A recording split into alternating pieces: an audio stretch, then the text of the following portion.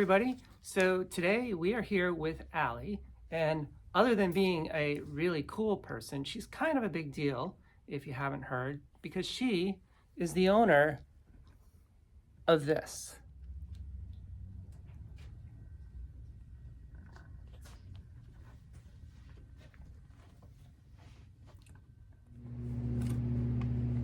Okay, so you've seen the store, so how about the social media? Where are we at? We do a lot with our social media, and we tell people that anything we put on one is usually going on all of our platforms. Our website is thebrickalley.com, and that's ALLY, my name. Our Facebook is Facebook/Brick Alley, and Instagram is brickalley_360, which is our area code. All right then, excellent. So I know we've talked a little bit in the past, and you said you weren't a Lego kid. So how did it start? Funny enough, as we got into it, we being my son and I, when he was about 4. He was at daycare and came home with this new love for Lego pieces, and eventually the daycare shut down, and the daycare owner knew that he was playing with Lego, so she gave us a big old tub. At 4 years old, I was looking for anything that wasn't a screen to just keep my child quiet. And then from there, I got a couple of sets that were just cheap or on sale. Mm-hmm. And at 4 years old, he wasn't able to put them together. So the first set I can remember putting together for him was one of the little A-Wings from about 2012. And it was the blasters and the power function, or the functions underneath the landing gears, that showed me how different Lego has become since I was a child and how much more fun it is nowadays. Okay, so it's kind of almost a Star Wars set that started it for you. It was, considering it took me 10 years later to get into Star Wars. Yes, it was a Star Wars set that got me into Lego. And I have to admit, Star Wars is not my thing. And if you're a collector of Lego, if you're not into Star Wars, that's not a bad thing, because it saves you a lot of money. It does. It really does. Star Wars is, I think, the biggest theme. It is one of the largest, yes. And per piece, it's always going to be the most expensive because of the licensing that Lego is paying to Disney for the ability to make those sets. Right. And then they're also making the biggest sets there. I mean, and 30 or 40 every 2 months is just almost impossible to keep up with. Exactly. So is Star Wars still your favorite theme, or do you have a different theme? I would say that of the major themes, Star Wars is my favorite to collect. However, I am one of those people that dabbles in, I collect what I like. Mm-hmm. And that is a very costly bug to have bitten me, because I need the Grand Carousel, and then I need the Ship in the Bottle, and I only need some of the Avatar sets and a couple of Harry Potter, but then we need all of these ones, and my extension, or my collection is pretty extensive. Yeah, I know the feeling. For me, it's the Harry Potter trains, the modular buildings, and whatnot. So, but again, I do collect what I like, and with, for instance, Harry Potter coming out with a 4th Hagrid's Hut or something like that. You got to draw a line somewhere. Choose. Yeah, you pick and choose. I've got enough Hagrid's Huts, so we'll pass on that. But I haven't got, the Harry Potter hospital wing, so we'll buy that. Ooh, that one's a good one too. Yes. So the store, tell me about that. I mean, I know this isn't your first location. It's actually your 4th location. It is. Because you've had a store in another city before. I did. My very first store opened in 2017 in Corvallis, Oregon. I was getting my bachelor's in business at Oregon State, and I needed a job that could also work with my son coming to work with me if he was sick, because at that time he was elementary school and they're walking petri dishes. Right. So that was something that we opened up a little kiosk cart that was about $100 a month. My very first day of opening it, I sold my first set that was like $150 and went, I just paid for rent. Everything else is for buying Lego. And that was that immediate, like, this is going to do well. This could actually work. Well. I think, does it surprise you that it does as well as it does? Absolutely. Almost daily when I open the shop and we have a good day at the shop and everyone that comes in and the distance that people drive to come in, I'm floored, because you always feel a little weird as an adult that's really into Lego until you find places like this and you find people that are very similar. But I always forget that there's so many people that really are Lego lovers of all ages, but coming here just reunites them. But I am always shocked. I am shocked at the support of the store. What's the furthest you've had somebody come? Do you know? I have a member that they were here initially, but they moved to South Carolina and they just bought a membership for us. So they're not going to be able to be using the discounts. However, they just wanted to support us. There is a gentleman from Florida that comes out to here every couple of months for work, and he now comes back routinely to check with us from Florida. We have friends in Denmark, like Boone from Lego Masters, who's the lead designer of Disney Now. Okay. And yeah, so it's just been kind of a hit or miss of all over. It is. And it's interesting with Lego too, because, you know, when we grew up, it was for kids, and now you have the adult fan of Legos. And, you know, we talk about, you know, feeling like, boy, I shouldn't be spending all this money. This is a kid's toy. But then you go to the Lego store and there are 20, 30 sets that are $300, $400, $500, $600, even $700. And you know, no child is affording that off of Tooth Fairy money. There aren't too many people I know who are buying their children $700 sets. So Lego has figured out Lego is for adults as well. And I think it's largely because of the demographic of the Lego children, honestly. The Lego children of years ago are now at an age level where they're earning an income and can afford things that make them happy. Mm-hmm. And then they tie to the classic themes that we had growing up, like Harry Potter and Star Wars and Lord of the Rings and Hobbit. And it really hooks you as an adult, but then you have the money to spend it. So yes, Lego is easily 50-50 kids and adult for fans. Well, and not only as an adult do you get to buy it, you can buy it for your child, quotes. Oh, all the time, yeah. And justify that $700 set. It was for the kids. You really, know, sweetheart. Sometimes when you go to the store, you just have to tell them that it's for your child, even if it's for yourself, because they look at you a little funny, but it's okay. Yeah, it's okay. You're still happy. So. You're going home with it. What's the most fun thing about the store? Getting to touch all the different things. I know it sounds silly, but I have really resided on the idea of I can touch a Lego set, I can touch it built, I can see it, I can have it in my arms and do that love and joy, and then know that I got to do that and let it go to someone who's really going to open the box or be able to afford it, because I can't keep everything. Nobody can. Right. But it's the idea that I've gotten to touch so many things that I never thought in a million years that I would ever have as a Lego collector. Mm-hmm. I didn't get to keep them all, but I've gotten to put them in my hands and play with them. And that even includes like Cloud City Boba Fett from the original set. I had him in 2017 without knowing what he was going to be worth later on. Yes. For instance, that particular minifigure, what's that figure worth?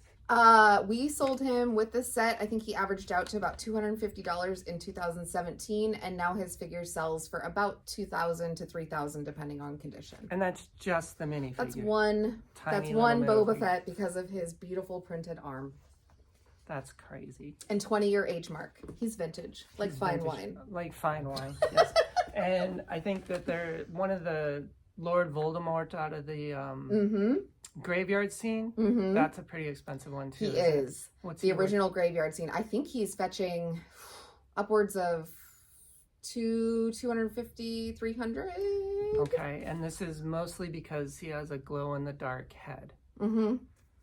Funny, because he doesn't have a glow-in-the-dark head in the books or the movies, but you know, Lego's got to get their of those random pieces. Lego's got to get their tie-ins and make things spooky where they can. So, what's the worst thing about the store? Lego burnout. Lego burnout. I often do so much Lego talk. I do so much Lego sorting. I do so much in the way of pricing numbers that when I go home, Lego is not my unwind. It's my work. Right. And so it's that quintessential, you make your passion your work, and all of a sudden your passion is now your work. Right. So I do get Lego burnout where I have to just step away or work on a project specifically that re-sparks my interest, like minifigures, reassembling pounds of minifigures that I haven't touched in months. I'm like, okay, let's go.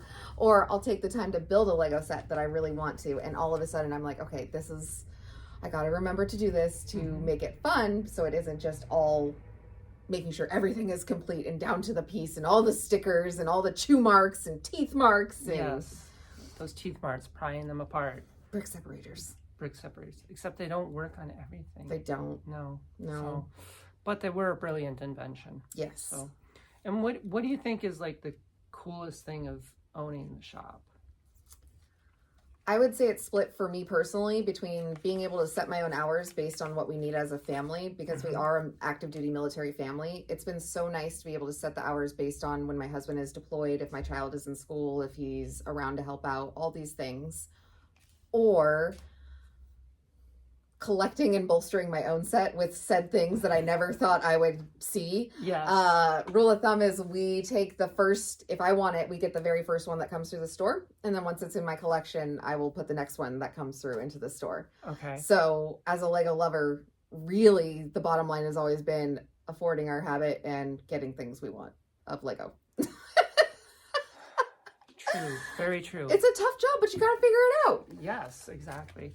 So, you know, I consider myself to be quite a Lego fan. However, my breadth of knowledge of Lego pales next to yours. So, how much do you find that you don't know? There's a lot of Lego I don't know.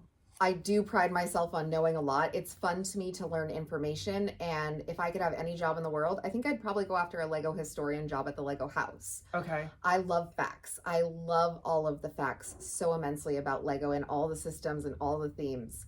However, because I only got into Lego in the last 10 years or so, there is a lot that I didn't get to firsthand experience. I've had to experience them as they come into the store, like the castle lines of the late 90s and early 2000s were not something I was into. I was playing with Barbies and Polly Pockets. Okay. And so I do have, I'd say maybe once or twice a week, someone will say something that I'm like, what? And I usually fact check it, and then it's like, oh, hey, guess what, to the next person, because then it just goes into the bank. But there is still plenty, and there's always stuff to learn with Lego because they have so many products and promotional things that you just don't know that are around. Yeah. Until they are in front of your face. I think I saw somewhere or recently read some information or something that Lego has put out something like 16,000 sets. Do you have any idea on the total numbers they might be? That would have to be a check for me, because it used to be in the range of number schemes. So like some of the first sets were 3 digits. However, they started with some of the 3-digit sets. And then with promotional products being like the 9007463 that don't go in succession. I'm not quite sure at this rate. I just know it's a lot. It's a lot. So you'd need a bigger store than this, I think, to store one of everyone. Oh, yes. So. We can't even store one of everything that we have here. All really awesome and was really cool. So how about a tour? Absolutely. Let's go. Here, so I'm supposed to just... All right. Well, let's go. All right.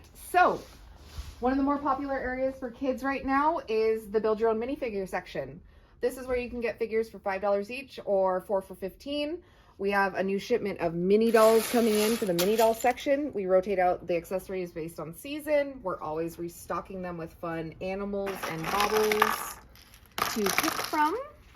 Awesome. Plushies galore. Poly bags are always some of my favorites. They're a nice price point, and they're also a nice build on the go, depending on the time. We then have some more of the promotional items that you don't normally see.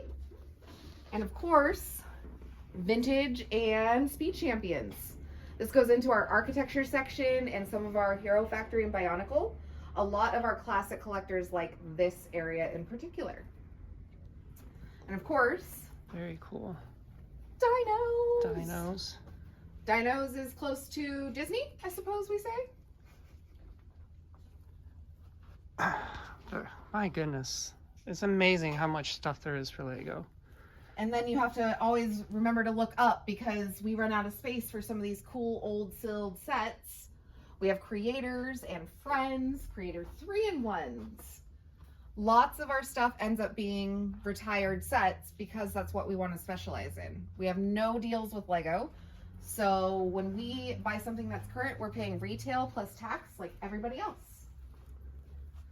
And we're going to get into our Star Wars section, which is always changing. Always changing. Always the biggest. Always the big, well, Just until it sells out and then all of a sudden we get another giant lot of it. Superheroes, we have so many cool superheroes too. All the way back to DC and Marvel, we have some of the original Spider-Man sets. So how do you source your Lego?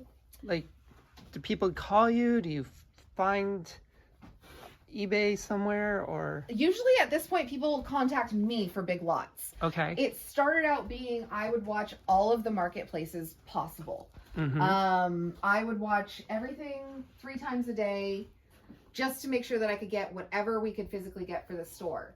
Now we have built enough of a rapport with people and we offer competitive enough pricing that people come to us with their collections because they either need to cash it out for something else or they might just be done with Lego. Okay. And at that rate, when you're buying large lots off of people, sometimes it works in your advantage because you're one of the few that's going to spend several $1,000s on Lego and not feel sad about it afterwards.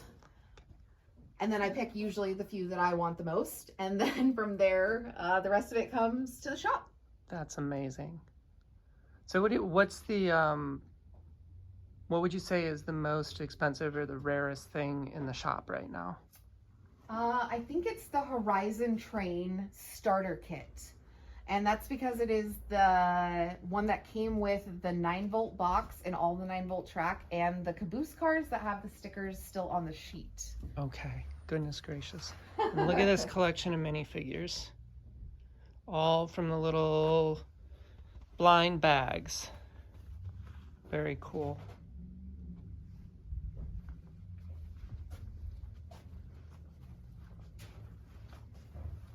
And there we are, back at the beginning. Thank you. Thank you so very much. You're very welcome. Have a good one. That didn't stop, so it's just getting. Oh. I guess we'll edit. You're going to watch my face be like, ah. All right, well, since we're still rolling, let's just keep going. So,